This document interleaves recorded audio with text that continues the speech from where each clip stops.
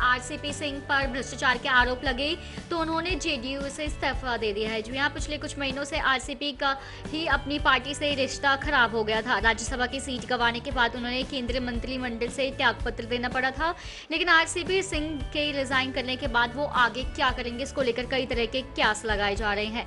लेकिन इस बीच लालू यादव के परिवार से इस मामले में प्रतिक्रिया सामने आई है। आरजेडी के सुप्रीमो लालू की बेटी रोहिणी आचार्य ने कहा कि अब पूर्व केंद्रीय मंत्री ने के भी सारे दाग धुल जाएंगे। उन्होंने लिखा कि अब इनके भी सारे दाग धुल जाएंगे।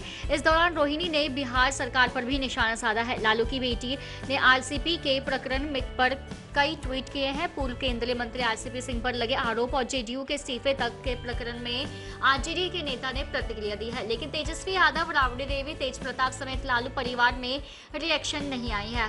वहीं बता दें कि रोहिणी आचार्य की तरफ से आरसीपी सिंह को लेकर सीधी प्रतिक्रिया आया है। गौरतलब है कि हैसियत से ज्यादा संपत्ति खरीदने का आरोप लगने के बाद आरसीपी सिंह ने जेडीयू का साथ छोड़ दिया है। इस दौरान पूर्व केंद्रीय मंत्री आरसीपी सिंह ने यह भी कहा कि उनकी 2 बेटियों के नाम पर जमीन की खरीद में कोई गड़बड़ी नहीं थी। उनकी दोनों बेटियां आईपीएस और वकील हैं। वहीं दोनों 2010 से आयकर रिटर्न दाखिल कर रही हैं। मेरे पिताजी सरकारी सेवा में थे। उन्होंने अपनी पूरी संपत्ति हमारी दोनों बेटियों के नाम कर दी थी। उन्होंने ये भी कहा कि जमीन की खरीद कई टुकड़ों में हुई है।